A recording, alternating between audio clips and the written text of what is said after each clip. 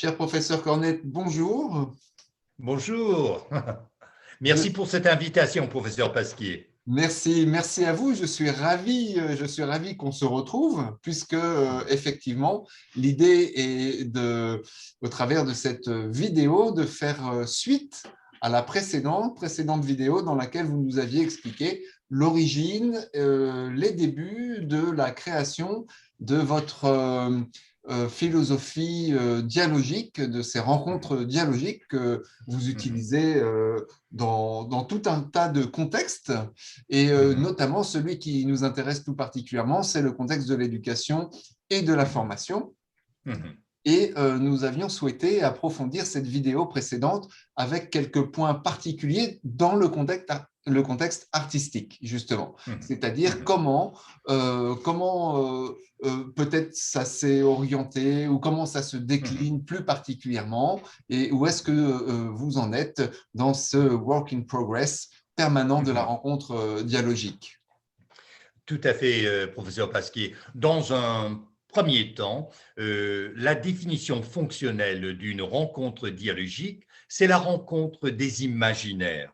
Or, puisqu'il s'agit de l'imaginaire, et par cela, je ne limite pas l'imaginaire strictement à l'imagination, mais plutôt une rencontre entre l'imagination et le raisonnement, la logique, la raison. Donc, c'est cette synthèse, cet élan vital, comme dirait Henri Bergson, entre l'imagination et la raison qui m'importe. Sous ce jour-là, je dirais même que les arts constituent l'axe de ma philosophie dialogique. Et pour cause, si, comme je maintiens, la créativité est le fait saillant de la condition humaine, et ce qui importe en sciences de l'éducation, c'est donc de favoriser la pensée créative et l'expression créative, et bien entendu, il faut, sous ce jour-là, il faudrait absolument qu'on intègre les arts, tous les arts. Et donc, je parle de la panoplie, que ce soit le théâtre, que ce soit le cinéma, que ce soit la chorégraphie, la danse, que ce soit la sculpture, la peinture et la littérature, bien entendu, la poésie, les nouvelles, les romans, ainsi de suite. Et je vous donne un exemple, professeur Pasquier. La musique, par exemple. La musique est la seule forme d'art qui fait appel aux deux hémisphères du cerveau humain. Et pour cause. Et elle définit en quelque sorte ma conception d'une rencontre des imaginaires à l'intérieur d'une seule et même personne. La musique comprend d'un côté les mathématiques, parce que la musique est basée sur les maths. Donc, la logique, le raisonnement, la raison, il y a une suite, une cohérence, un développement, voire une analyse.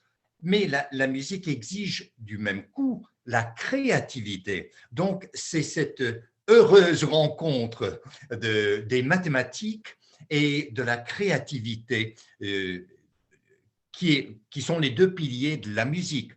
Et j'estime que souvent dans le système public du moins de l'éducation et surtout en études supérieures, on peut penser que les arts, c'est surtout pour les enfants ou bien c'est pour les artistes professionnels.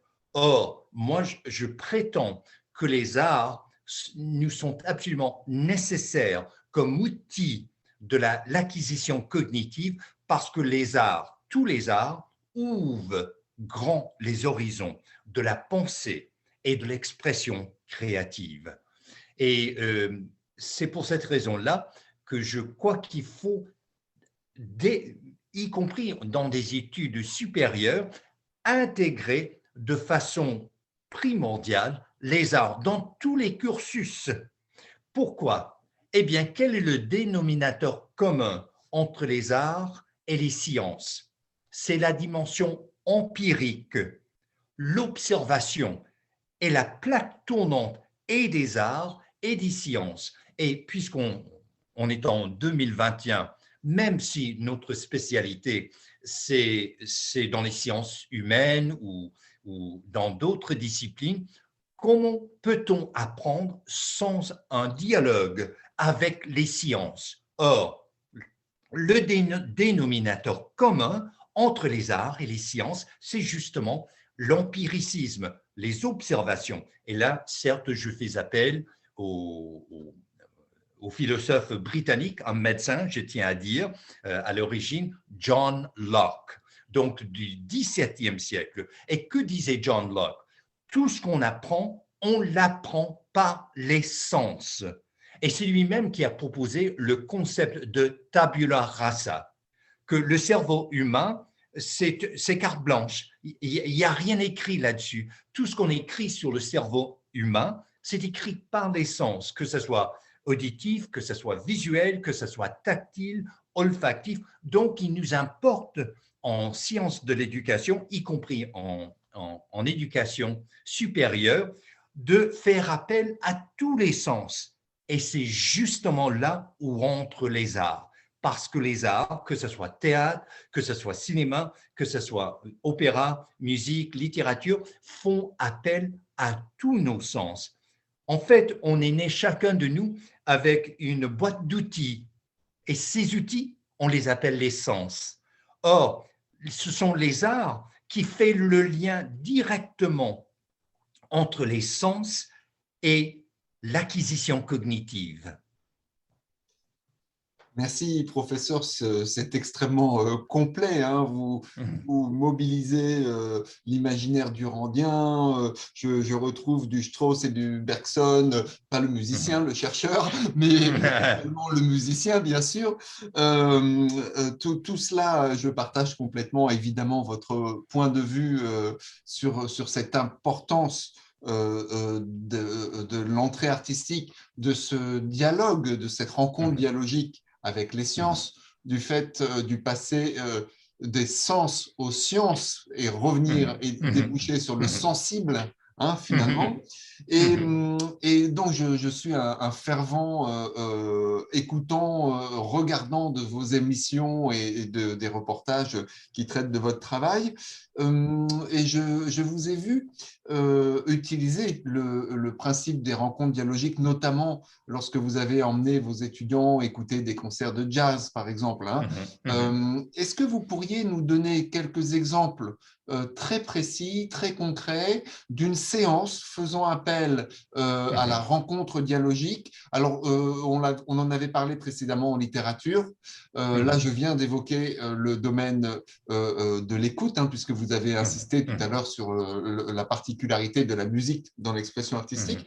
Mais pour revenir à un autre de vos thèmes favoris, qui est l'expression picturale et le domaine des arts plastiques, est-ce que vous voudriez bien rendre compte de séances, de sessions, d'expériences, de rencontres dialogiques avec des enfants ou des étudiants dans ce domaine des arts plastiques? Comment ça se passe? Un futur professeur qui voudrait mener, expérimenter votre proposition de rencontre dialogique avec les arts plastiques, comment il pourrait s'y prendre par rapport à ce que vous avez déjà fait dans le domaine?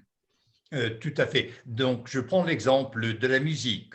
Je me sers dans tous les ateliers dialogiques, je favorise comme principe opérateur la privation sensorielle, puisque je mène une série d'ateliers dialogiques avec un neurosavant de renom international, le docteur Ivar Mendes, qui est également sculpteur et photographe professionnel. Eh bien, je me suis rendu compte sur le plan neurologique du moment par exemple, avec la musique, qu'on est dans une pièce où il n'y a pas de fenêtre, pas de lumière naturelle, disons, et que je ferme toutes les lumières et que tout le monde porte des bandeaux sur les yeux, eh bien, on sait que sur le plan neurologique, le cerveau va compenser et va tout accentuer sur la dimension auditive, puisque là, on lui a privé du sens.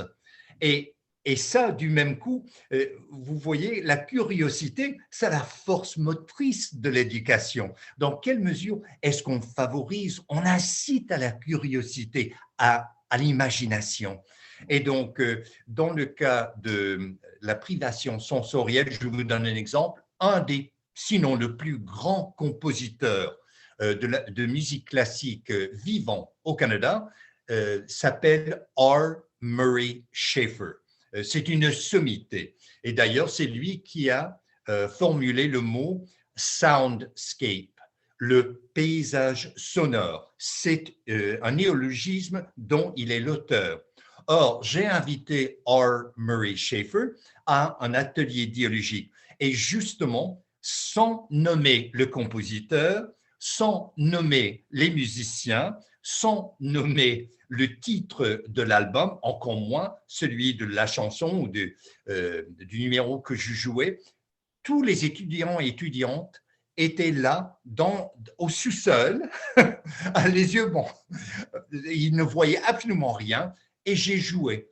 Donc, elles étaient tabula rasa. Ils étaient devant l'inconnu complet. Et ça a donné libre cours à leur imagination, à leur imaginaire. Donc, ça leur permet de communier avec soi-même. Et la musique est le catalyseur de la... Parce que quand on écoute la musique, on l'écoute aussi bien avec la raison, avec la logique, qu'on l'écoute avec la créativité. Donc, c'est un ensemble, c'est un tout. Et après avoir joué une seule chanson, là, j'ai ouvert les lumières, ils ont enlevé les bandeaux sur les yeux et je leur ai invité à écrire sur le jet, l'écriture, on dit l'écriture automatique, moi je préfère l'expression l'écriture intuitive, tout ce qu'ils ont expérimenté à l'écoute de cette musique-là. Et par la suite, R. Murray Schafer, ce compositeur de renom international, est venu dans la salle de classe et de façon anonyme, j'ai lu ce que les étudiants et étudiantes avaient écrit sur le jet, dans l'instant même, et sans censure. Donc, parce qu'il s'il savait, professeur Pasquier, que c'est le plus grand compositeur du Canada qui jouit d'un renom international, mais par crainte, par peur, par anxiété, sinon par mépris de soi-même, ils vont se censurer. Mais qu'est-ce que je peux dire? Je ne suis pas compositeur, je ne suis pas musicien, je ne sais même pas lire la musique. Mais quelle est la raison d'être de la musique? C'est de communiquer. Or, à son meilleur, la musique communique à tous les plans de la condition humaine. Et par la musique, par les arts en général, on peut atteindre l'inconscient. Et l'inconscient fait partie intégrante de l'éducation, à mon humble avis.